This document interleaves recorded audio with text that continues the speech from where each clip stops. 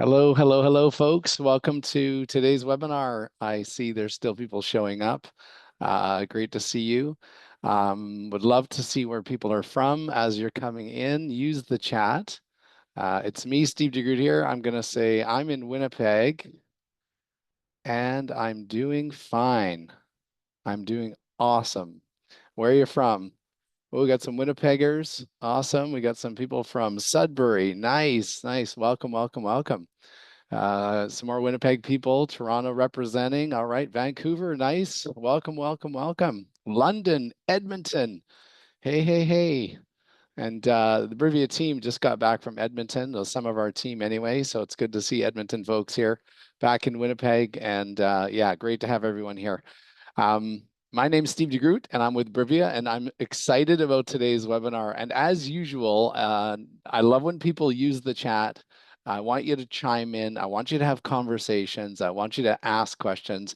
And by the way, if you haven't signed up, we have a webinar news list, newsletter, kind of a webinar list, and we also have the newsletter list. So if you're not on our newsletter list, make sure you take a picture of the QR code so that you can be up to date on all the awesome stuff that's coming up. I see we got some people from Thompson, Manitoba, Steve Nakanashny back with us.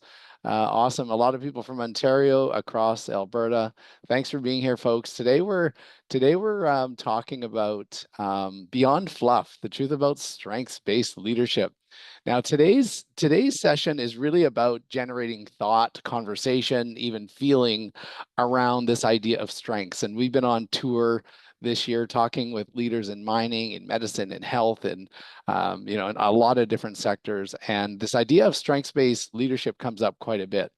And so what we're going to do is kind of take some of the guesswork out of it. And there's a lot of reasons why there's confusion around it. There's reasons why it can be really hard. There's reasons why many people have different perspectives about strengths-based leadership. Now we're also going to talk, leadership isn't just about leaders. Like Brivia is moving not just organizational, but we're talking about life as well. And we talk about leaders and parents and coaches and teachers, everybody that's developing the capacity and success of other people.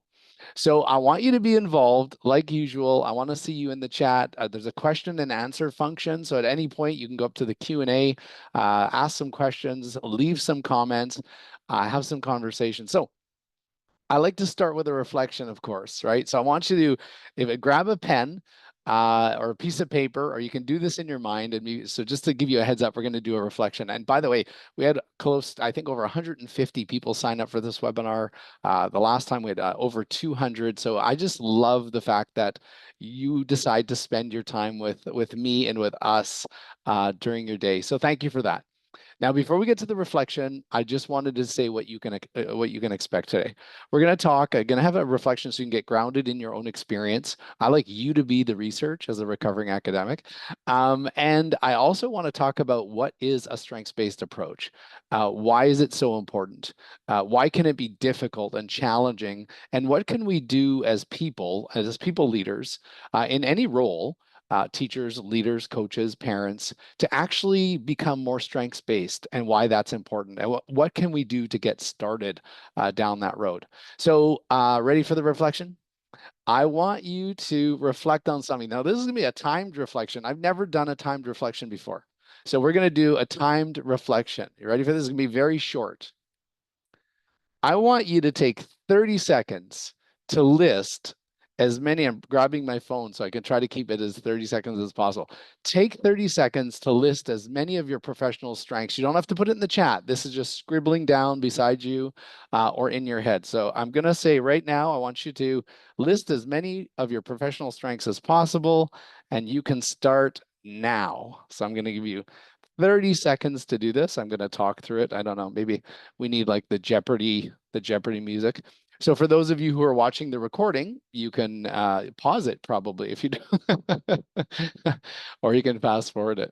So I want you to be thinking about your as many strengths as you can list, professional strengths, and we're going to see what happens here. So, and I want to see in the chat, you got 4 seconds left. So here we go, 4 seconds and stop. So I want you to stop.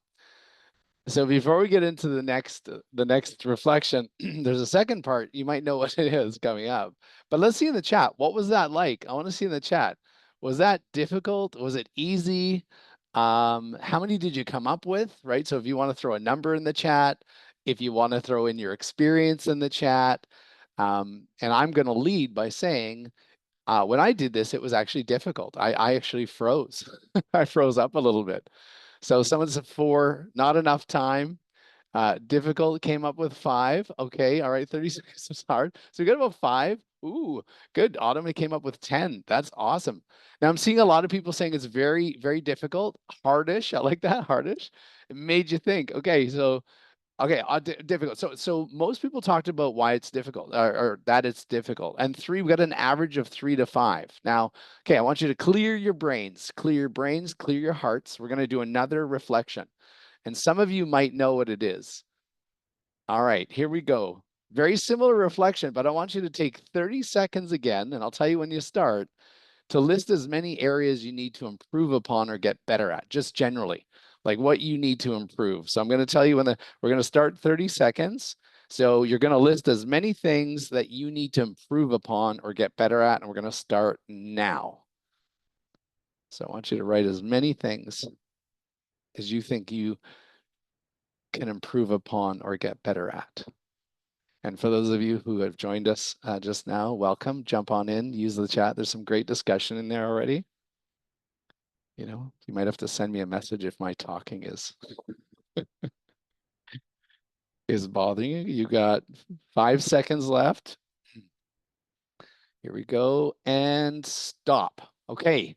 So you know what I'm going to ask you? I want to ask you same same set of questions.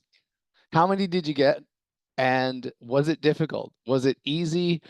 Okay, so so we're seeing right out of the gate a couple higher numbers. Harder than the strengths. Okay, difficult. 3. All right, cool. 6, 2.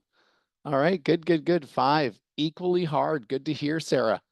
Okay, for some some people it came easier, equal in difficulty. 6 and easier. Okay, awesome. So what's really cool about this, keep filling the chat, right? Hard to articulate them sometimes. This is a really good sign because even though if we were to average this out, most people say that thinking about their strengths is harder to do, just generally, right? So I'm glad that people found it the same or a little bit easier with strengths, but it does still seem that more people find it easier to list the things that they're not good at and what they need to develop and improve way easier. Now, what's really cool is the longer we go, if I gave you more time, I've done this, is that many people, the longer they go, the more time that they're given, the area to develop list gets longer. The area of strengths list stays very short, which really is so, and we don't have the time to do that. But I'd love to see in the chat, why do you think, why would you think that it would be easier to identify negative things or things that we need to develop versus the good stuff? Anybody just throw that in the chat. But that's the most common thing is we are we're our own worst critics, right? People articulate your gaps more to you, right? Yeah, we think of them more often. These are really good. And you're absolutely right. We focus more on what's wrong versus what's right. I've never heard anybody say, you know, in a moment of challenge, what's right with me or what's right with our team, right? The most common question we hear when we're struggling is what's wrong. But even in a proactive way, and there's some great stuff in the chat, so keep it going. I love when people have conversations. Yeah, we're hard on ourselves, but look at also how we're wired, right? If you think about it, right from kindergarten in most you know schools, we're taught to focus on like the big red X's. You know, many of us when we you know when we get a 98%, we're like focusing on the what's the 2%, right? The other thing that's so important here, and it's so cool, I love seeing in the chat, is we focus not just on what's wrong, we focus on weaknesses, deficits, what needs to be fixed, errors, dysfunction. Let's minimize or mitigate risk, prepare and plan for challenges, right? We have been taught our whole lives to focus on problems as the starting point, right? And I think what's so impressive about that is it's one of the major reasons why we have difficulty focusing on our strengths, right? Even in work. So go right out of school and things like that, but into work. And you think about most performance development plans, most performance management plans focus on the undesirable behavior or the areas of development, right? And this is still quite predominant. Right. I love that. There's some really good stuff in the chat here. After enough Brivia, I won't focus on the second list as it's phrased. I don't find it helpful anymore. I care more about what my people tell me. I need to work on it. It keeps my efforts more meaningful. Awesome. So somebody's been, it looks like Karen, uh, who's joined us, has been working on her strengths and focusing on strengths. Here's one of my favorite quotes. I don't know if you've seen this one before. Is success is achieved by developing our strengths, not by eliminating our weaknesses. I see there's some cheering for Karen there. I also see that Linda has put, it's perceived as motivational. Absolutely. You hear people say, no pain, no gain, right? You got to feel the feedback, feel the sting, feel the burn, right? But we're going to talk about actually research shows and our work at Brivia that actually focusing on the negative can be detrimental if that's all we do. One of the reasons why I love this quote by Marilyn Vosavant is because it's true. A lot of the focus on weakness tells us what we need to avoid, what we shouldn't do, what we should stay away from, but it doesn't really tell us what we need to be focused on. You hear a lot of people say, I learned how to parent by doing the opposite of what my parents did. Right? You hear that in leadership as well. You hear people say, something, I'm actually doing the opposite of what I learned as a leader. But that still doesn't tell you what to do or what's going well or what to develop, right? So it leads to a bit of a problem. But here's the cool thing. The reason why we got to focus on strengths is because it's one of the most powerful forces of meaning and motivation, right? What we do well, what we're good at, what we bring to the table. It's also the most underutilized mechanism for optimizing performance. And we'll talk a lot more about that, right? It's important. A lot of people say we can't ignore our weaknesses. Absolutely, right? We solely and Reagan is saying that, right? We can't ignore them. But I think where we're at still is an overemphasis on what's going wrong or what's not working well, right? And you can see that. I mean, we still travel Canada. We talk a lot about performance improvement, and a lot of employees struggle with not only saying what they're good at, but when we talk to them about, have you ever had a meeting where your strengths were being focused on, and outside of some prefab of assessment, it's actually very rare, right? So we got to swing the pendulum back the other way. Now what's important is I want everybody to just like, because I know we got some perfectionists in the room, people that showed up to better themselves. There's a few perfectionists in the room, is to cut ourselves some slack, because one of the things I want to share with you as a recovering academic who used to be an adjunct professor in this stuff is we did not do a good job of defining what a strengths-based approach is. Right? We did not do a really good job. When you think about a strengths-based approach, like why don't you throw it in the chat? What are your ideas about a strengths-based approach? And no doubt it's about focusing on strengths, and we're good out of the block, but what are people's experiences with it, or what do you think it is? I'm going to give you some of the things that I hear quite often. There's three predominant answers when I ask people, leaders mostly, about a strengths-based approach. The first one is it's the focus on the positive. So you'll hear people say that, like it's about being positive and focusing on the positive. And that's a really good start, but it's actually quite limiting, because what's positive?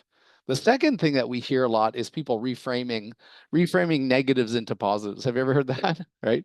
You'll hear somebody say, well, he's really aggressive. And then somebody says, well, I think he's spirited and independent. Has anybody ever heard somebody reframe negatives as a constant approach to flipping it and looking for strengths? Has anybody had that experience? Sometimes it works. I see in the chat, yes. So sometimes it works, but a strengths-based approach is more than that. And that's what we're here to talk about today, is like what kinds of things can we do to get a better idea of what it is, to get us to how can we actually do it more often. And a strengths-based approach, and this is a bit of a mouthful, right? Is yeah, and I see people say that they're listed as opportunities. Cool, thanks, Steve. This is one of the things, like in a book I wrote a while ago, is about this idea of this is what a strengths-based approach is. Now, it seems like a lot at first, but we're going to break it down. It's an approach to leadership that prioritizes, defines, identifies, builds, and leverages the strengths of others. Now, that seems complicated, but I'm going to make it really simple in our time together, right? But we're not just like focusing on strengths and searching for them. We're building on them and we're leveraging them in the pursuit of collective capacity towards greater success and overall well-being. So and by the way, this is being recorded, so you're going to have this sent to you, so that if you want to like hang on this definition a little bit longer and really process it with it from your perspective. So let's break it down a bit, right? And this is really neat. Like many of my colleagues when I used to work at the university talked about how a strengths-based approach was fluffy and it didn't have teeth and it really didn't get outcomes. But the research is starting to show that the strengths-based approach has teeth when we can do it in a way that can be operationalized. So let's talk about prioritizing it first. Prioritizing, because here's the thing: if we don't prioritize it, then it really doesn't matter what happens after that, right? Does that make sense? So prioritizing a strengths-based approach means we're going to make it important. But there's a couple of things that limit it being prioritized. One of the things you may have heard me say is like belief equals effort equals outcome. So here's a really cool thing, and I want to see in the chat what you think of these beliefs that underpin a strengths-based approach. The first one is all people have strengths. Do you believe that? Yes, maybe, or no, right? So that's one of the beliefs that leads us to prioritizing it, is we must believe that people have strengths. Now, if some people, it's interesting, okay, all right, good. We got all the right people here. Cool, because it's a great start. Because here's the thing: if you don't believe someone has strengths, but I'm also talking about now. I'm gonna open up something, and I love seeing this chat here. Keep it going, right? Is when we struggle with behavior, right? When we start struggling with difficult behaviors or performance, it's not uncommon for the Brivia team members to show up and say, "Well, what are her strengths, or what are their strengths?" And somebody say they don't have any. Like and they're not joking. They're just like focused on some of the negative, right? There's some great stuff in the chat. So prioritizing. Let me see what you think about this thought or this idea. Reality can be constructed simply by focusing on the negative or the positive. What do you think about that one? Right? Think about that for a second. That's a really powerful thing. It's a constructivist view.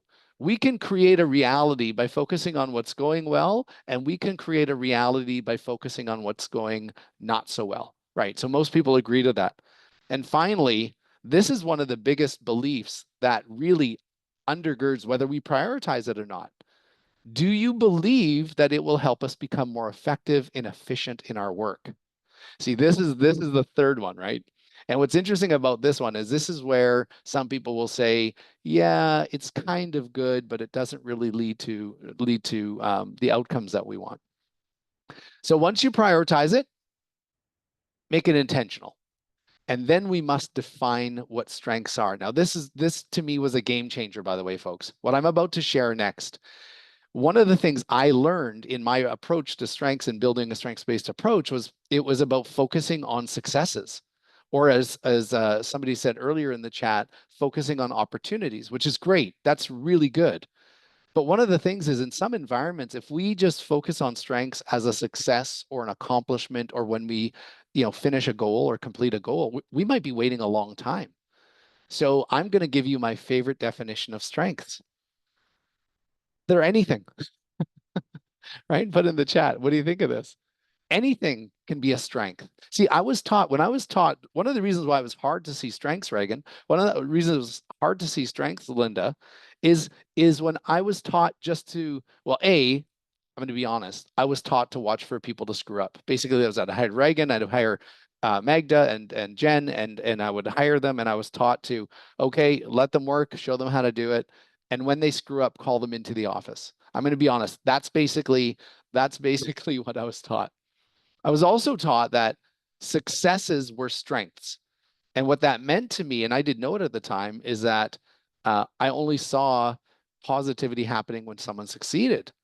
But the truth is, strengths are all the things that we bring to the table. Strength is anything that can be identified, built on, and leveraged to strengthen individual, team, or organizational capacity. What does that mean?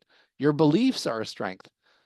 Your attitudes are a strength. Your needs are a strength. Your perspectives. If Karen has this unique perspective from medicine, we can leverage that, right? If she's interested in specific things, if she has certain values like maybe integrity, compassion, collaboration, brings knowledge, skills, behavior. So why this was a game changer for me, folks, is that I started seeing strengths everywhere.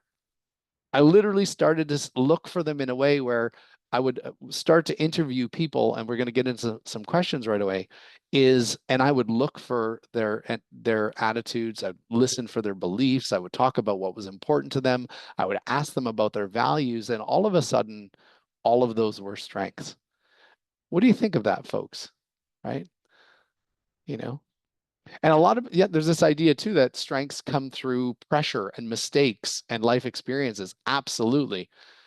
One of the things that I'm making a very, very clear here is if we open up this idea that strengths can be almost anything, now we start to see them.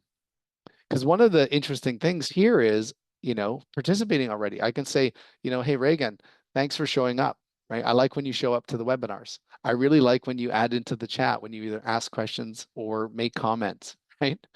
Right. So these are strengths. But see, I was not taught to look for that, right? We learn, and it's interesting. I'm seeing some people say that failure we learn more from failures than from strengths. I'm not sure about that. I'm still on the fence. I think it's a neat perspective. One of the things we have in our core communication program is a way of interviewing around strengths that can lead to more strengths, and is actually quite fascinating, right?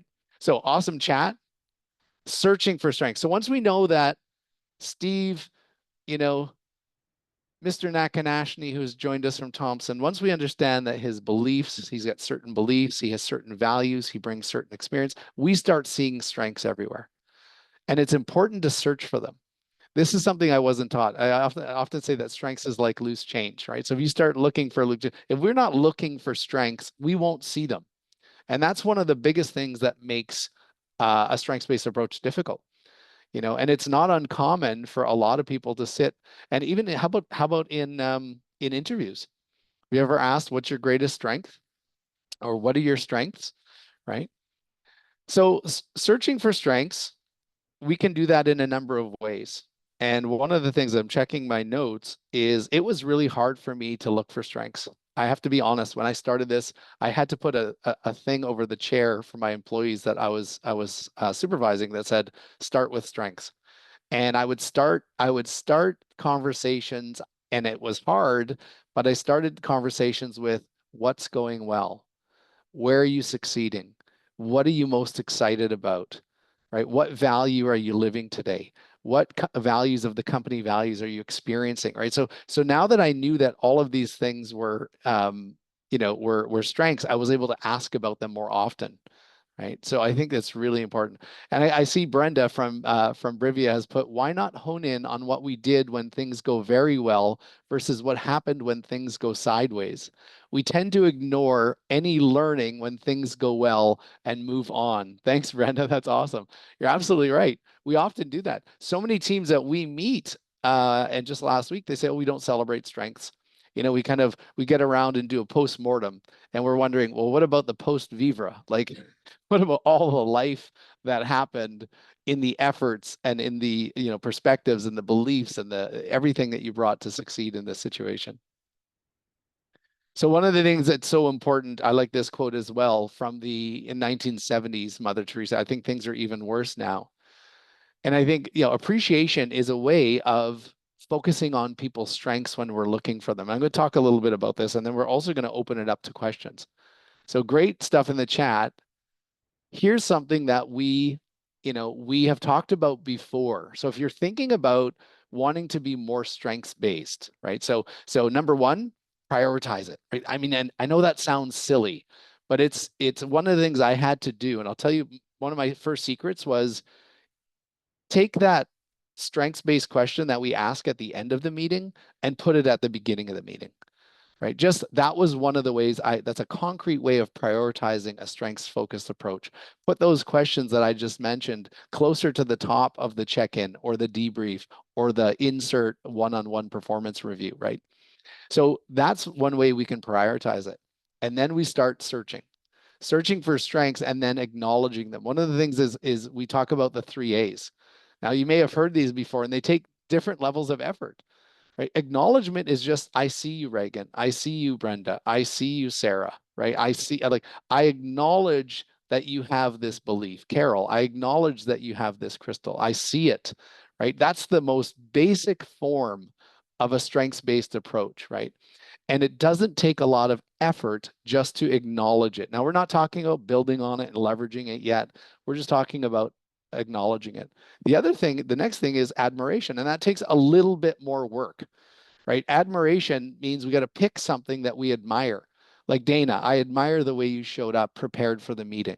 Daryl, I admired when you expressed your opinion, right? Deb, so admire, you pick something that you admire. You could pick a belief. Now remember, now that you have a bigger expanded definition of strengths, right? And it still warms my heart to know that I can walk into a meeting and sit down and start looking for any of those things, behaviors, interactions. You start seeing people bring coffee. You start seeing somebody sit silent and not interrupt. You start seeing strengths everywhere. You start seeing people smiling or taking notes during a meeting, right? And you just see them everywhere. You can admire. Admire means so admire is to choosing something you admire and stating it. Appreciation goes a little bit further. Appreciation is more of a reciprocity for something. It's, I noticed that you did this, Sarah, and I want to pay you back, or I want to thank you. It can go from a verbal thank you. It can go to a recommendation for something. It can go to a gift.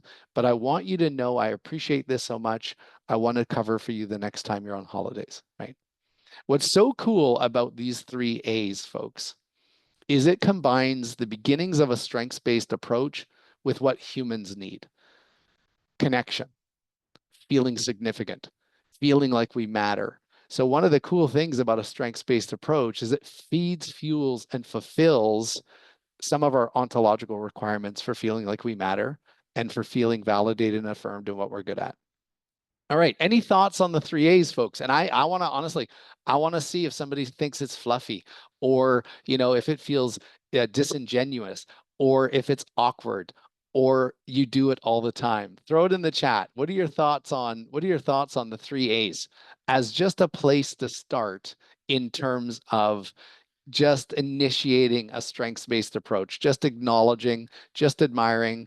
Okay, it's all it's all about customer service, right on. Yeah, customer service has become about the human, right? Awesome. Very important to do this often.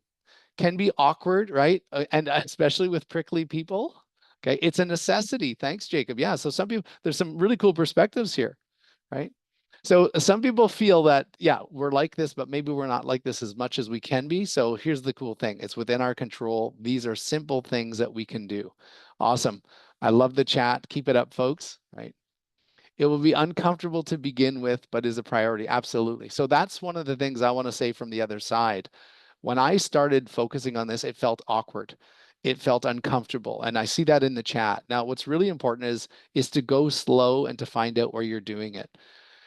I'm going to give you a process that can make it a little bit less uncomfortable. Sometimes people say to us, somebody gave me positive recognition and it felt like I was being manipulated, right? So there's all of this awkwardness around focusing on these things. So here we go. This is one of my favorite pieces from our strengths-based training. It's simple. We have a lot more complicated tools and stuff, but this is one of the simple and most profound one. And it's 3 steps to get recognition right. So if you wanna get better at giving recognition and using the 3 A's, number 1 is it's got to be genuine. Okay. Now, some people say, well, what if it's not genuine, Steve? Like, what if it doesn't come naturally? That's okay. See, one of the things that I had to do, and I'm going to give you this suggestion if you're not already doing it. I had to connect with my belief that people were good. I had to connect with my belief that strengths were everywhere. I had to connect with, once I started looking for them, it became more genuine. Was it awkward at first? Absolutely, right? And here we go. We have something to say. I work with someone who told someone is told she's too fluffy, but you find her to be uplifting and it makes you feel more confident in what you're doing. Awesome. So there you go. There's some concrete evidence that it works. It's amazing when you do this in all parts of your life. The feeling of connection and significance is tenfold. Awesome. So there's some more research in the chat, right? So one of the things is I wasn't taught this. I'll tell you something. Some of you might be, and I know there's some people from mining and medicine here and all walks of life. Have you heard like too much? Like, hey, way to go. Awesome. Top shelf, Sarah. Way to go, Steve. That's awesome, Carrie Ann. Good for you, right? For what? For what? I see Steve. I know Steve's heard a lot of attaboy. I bet you, Steve, I bet you've heard attaboy over 1,000 times in your life, right? So important to make it specific. Thanks, Sarah. That's what the next step is, right? So step two, so I know it's genuine. So I think that Reagan is trying, and I see her trying and trying to be a better leader. So I'm genuinely going to say something. I want to be clear and behavioral. This is what's really cool, is you got to be behavioral about what it is, so they know. Here's an example. I like the way you didn't interrupt me when I was talking to you. I knew that you were angry, and I really appreciated that you listened while I talked. There it is, very behavioral. Here comes the third part, Sarah, and this is what I wasn't taught. I want you to know why that's important to me because it kept me safe. It helped me feel confident that we can have conversations without you blowing up or interrupting me. So why is the impact important, folks? And this is why this is one of my favorite approaches to recognition, is that we are consequential learners. If I want Steve to do it again, or Sarah to do it again, or Brenda to do something again, and that's what it is. Come on, let's be honest. Leadership, parenting, coaching, teaching is all about influence. So we want to influence behavior more and better. So by being genuine, by focusing on the behavior and the impact, it goes a long way to let people know what it was, what their strength was, what behavior, what belief, what need did they bring to the table, and not only that, what was the impact that it had. Any thoughts on that, folks? You can throw it in the chat. I know you're the chat is lit up. I love it. What are your thoughts on this 3 steps to recognition? It's good because it's something that we can follow. And I'll tell you, one of the latest reasons I like it is because it takes that feeling out of being manipulated, right? So what's interesting is I've had sometimes somebody give me positive feedback, and I was left wondering, what was that about? Right? I was left wondering, like, why did they give me that feedback? And then of course the negative stuff starts to go, right? So awesome. I see people like it. It's like negative feedback.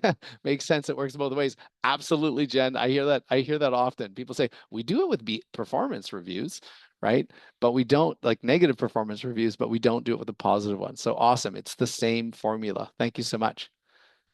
So here's one of our reasons at Brivia why a strengths-based approach is so important. Because in our other webinars, and if you haven't heard about the 3 great states yet, it's coming out in the book in the fall, but also there's a webinar on our website called the 3 great states with lovely Dr. Jean Clinton and Dr. Tim Pitchell. And one of the things that the strengths-based approach does is it creates a sense of significance. I saw that in the chat. Significant is feeling valued, feeling like you matter, feeling like you have worth, right? That's kind of important, and I'm being sarcastic. It also, if we do it behavioral, as I saw Sarah in the chat say, it's got to be specific. When we say to somebody, when I say to Steve, like, "Hey, Steve," I'll do one right away. Like, I'll say, "Hey, Steve, I really like when you're kind and when you compliment people, right? I really appreciate that because it makes me feel positive. It makes me feel warm. It makes me feel safe." Right. So what I did is I picked something specific that's situated. I said thank you and shared the impact, which creates significant. And when we do that right, we create that sense of safe in our relationship, safe in the environment. So think about this for a second. I love what Carrie Ann said. When we do this in life and in work, if we focus on strengths more, what we do is we create a sense of significance for people. We keep them situated and we keep them feeling safe. And what we know about people who feel safe, significant, and situated, they perform at higher rates than most people. They have sharp focus, they have high energy, they have abundant commitment, and they have tons and tons of effort. So this is one of our biggest reasons at Brivia. We say focusing on strengths is so important, but it's more than that, right? It's more than that. I'm just going to add, so for here, one of the things of this webinar, right? I love it. If they feel safe, then they are often more open to feedback. Oh yeah, awesome. There's so many good things in the chat. You guys got to read the chat. Thank you, Jacob.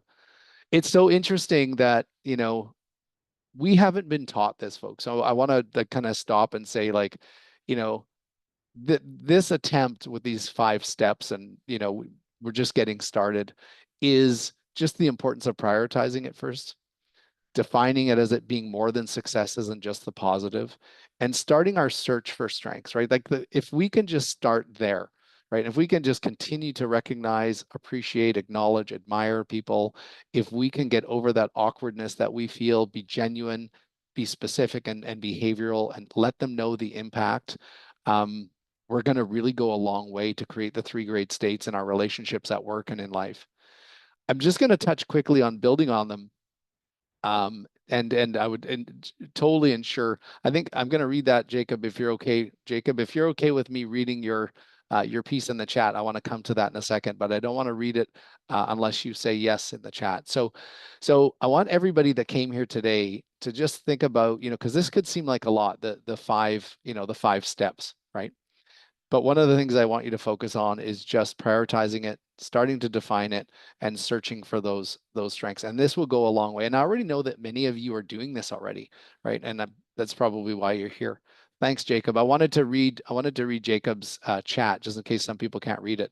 This morning, I had a one-to-one with a staff member whom I sensed had a change in her mood. It was pretty interesting to learn her stories and the issues in her personal life. I asked her how she was coping and balancing her work and personal life. She said she wasn't, and I told her that I admired her strength and courage to be vulnerable with me, and then went on to explore and support what support means for her. What struck me during this interaction was the employee's response to me saying, quote, I admire her strength and courage. She cried and hugged me. Wow, Jacob. If that wasn't, and by the way, that wasn't planned. That was incredible. Thank you so much, Jacob, for sharing that. And again, the behavior, the impact goes a long way. Thank you, Jacob. So good. So what is building on and leveraging? I'm not going to get into these. I want to open it up to questions and comments around a strengths-based approach, but builds on, and I'm just looking at my notes here because I wanted to keep it fairly simple, right? And basically what building on strengths means is even strengths can be strengthened. Okay, so there's this idea that people say, well, he's a good communicator, and they move on. Well, a good communicator is about, eye contact, a good tone of voice, emotional readiness, clarity, honesty, all of that stuff, right? So strengths can be built on, and building on strengths means putting people in situations where they can use them quite often, where they can build on them, where they can strengthen them, put people in situations where they can also learn about their strengths. So the other thing that somebody mentioned was opportunities. When you strengths beget strengths, this is something that we've learned at Brivia. When people focus on their strengths, they actually start to learn that they're good at other things, right? So when you put a good communicator that likes to interact in a group, some of them find out that they actually have organization skills, or they have self-regulation skills, or they're able to bite their tongue when somebody says something that upsets them. So that's what building on strengths means. And that just takes searching a little bit further. Leveraging strengths. So what is leveraging strengths? Well, it should also say leveraging strengths in the pursuit of goals. So what's really cool here is once we opened up our definition of strengths, and we now know that this is about needs, values, goals, strengths, beliefs, knowledge, all of that stuff, we use those not just as carrots and sticks, we use them to leverage, to get people closer to goals and objectives, whether it's team objectives or individual objectives. So if somebody wants to be a leader or a manager or a director, right? If we know more about their strengths, we can actually lean on their ability to communicate, to be organized, to speak honestly, right? To be able to, I wrote down some notes earlier, to relationship build, to work independently. So if we don't know people's strengths, this is what's wild to me. We can't leverage those strengths in the pursuit of individual and collective goals, right? And one of my biggest fears, folks, is part of my research and part of the model that I'm developing is that each time we hold back, right? So if we're not feeling safe and we're not feeling significant, we're not feeling situated, and we hold back what we think or what we feel or our behavior, we're actually limiting our human potential. So a strengths-based approach is critical for this. And I've seen it in the chat. There's so many reasons why, and I want to open it up to questions, folks. I always try to take the last little while, even though we blocked an hour, we don't always take it. I wanted to ask you, Are there any questions? So get your questions ready around strengths-based approach, around situations that you might be concerned about. Because why is it important? It feels good, right? I'm surprised I have to go beyond that bullet when people say, seriously, Steve, is that a good reason? I don't know. If work felt good, if one-on-ones felt good, if that situation that Jacob just described felt a little bit better, if work felt good or home life felt good, it's also affirming and validating. Now, affirming and validating are two words that are thrown around, but affirming means to strengthen. It means to strengthen your resilience, affirm and strengthen your ability, affirm and strengthen your potential. Validating means when you focus on a strengths-based approach, it gives some important messages. You can do this. You've done this. You can do it again. It goes a long way to create a positive environment and validates that feeling that, you know something, I'm more than my deficits. I'm more than this screw up. I'm more than this, right? It reinforces value alignment. You hear a lot of people talking about the importance of values. Pick a value of yours, right? Pick any value, integrity, right? Accountability, creativity, collaboration, compassion. The strengths-based approach elevates all great values, all moral values, and all practical values. It enhances confidence and competence, right? When we are consistently focusing on the things that we're good at, the things that we succeed at, the things that we bring to the table that can be built on, leveraged to make a positive difference, it enhances our confidence and competence, provides hope and optimism. I'm sure many people on the call have experienced running out of hope and optimism, right? And it would be good not to. And that's a strengths-based approach goes a long way to do that. It creates conditions where people are open and honest about limitations. This is so important, folks. I want to be very clear about this. I've probably consulted or been involved in over 1,000 performance improvement situations that were really difficult behaviors. And one of the things I've learned is when people feel like we're going to be focusing on their weaknesses more and they're feeling maybe guilt or shame or fear or blame, they're not going to be as open to feedback. And I think Reagan said that earlier. They're not going to be as open to, constructive feedback if they're not feeling safe, significant, situated. So when we focus on strengths genuinely, we get better at it and more consistent. It creates an environment and a relationship where people are more honest about accountability and more honest about where they need to develop. And the other thing I love about it is it usually illuminates more core strengths, right? When we focus on people's strengths and we say, "Wow, how were you able to do that?" And they said, "Well, I had breakfast this morning, and when I eat in the morning, I usually have a better morning." Okay, how were you able to do that? Well, I set a reminder and made a to-do list, and all of a sudden you're hearing like three or four more strengths, right? So strengths-based illuminates more strengths and more resources. So there's so many good reasons. Now there's a question in the chat, and I'd love to see any more questions or comments. Thoughts on gender biases with strengths? Oh my goodness. I think, Jen, there is gender biases with everything, right? Just as a starting point. And I think it's important to kind of acknowledge that that's happening, right? Do we think certain genders are, have more opportunity or have certain traits that are strengths, right? We've got to be very cautious in questioning our assumptions and our some of the biases that we may have around gender. But that's also for everything, not just gender, culture, right?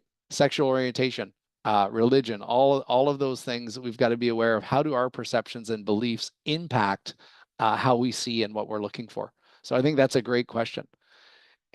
All right. So I want to bring it back. Any other questions? So just to bring it to a bit of a summary here, right? And I want to hear any more comments or questions about this. Strengths-based leadership doesn't have to be complicated, right?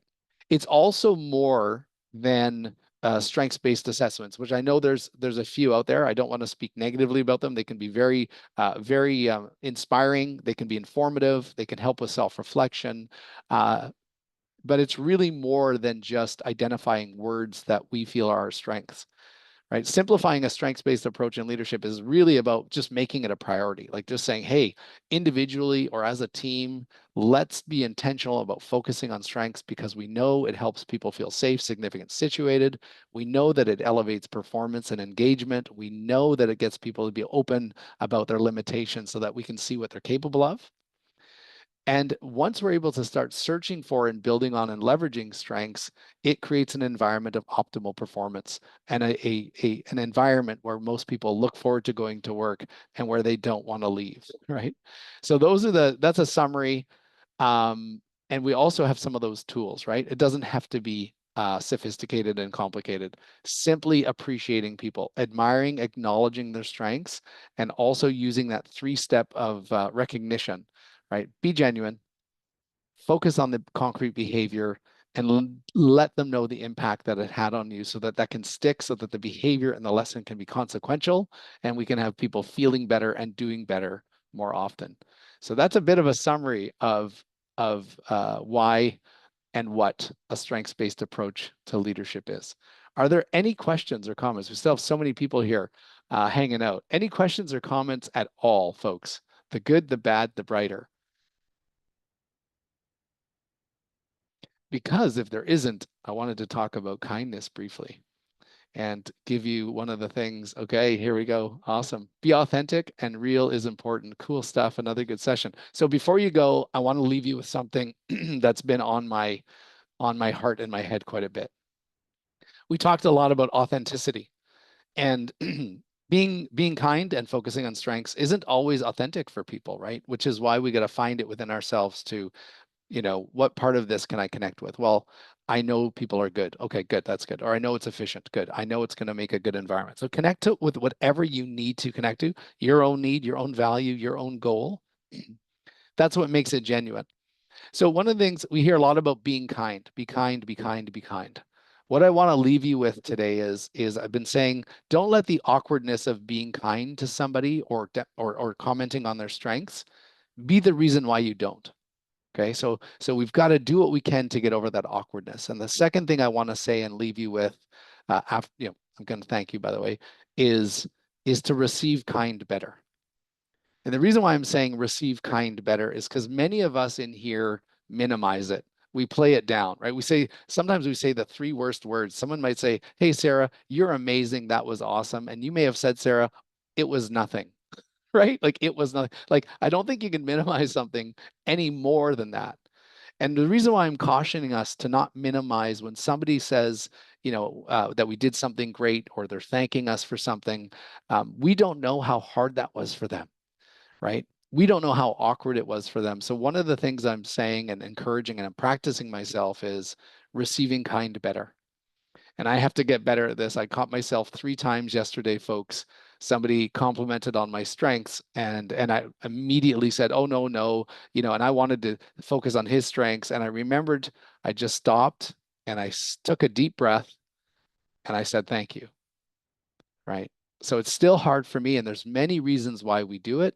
So let's keep being kind out there and focusing on strengths, and let's do our best to receive kind in a way that people feel that it lands and that they do it again and that we give them a positive experience. So thank you very much, folks. I wanted to say to those that are still here, thank you so much for coming to the webinar.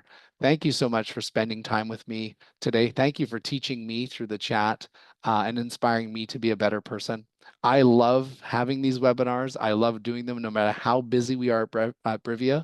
And I wanted to thank you for showing up today. I also wanted to thank Brenda Badyuk for being an incredible team member.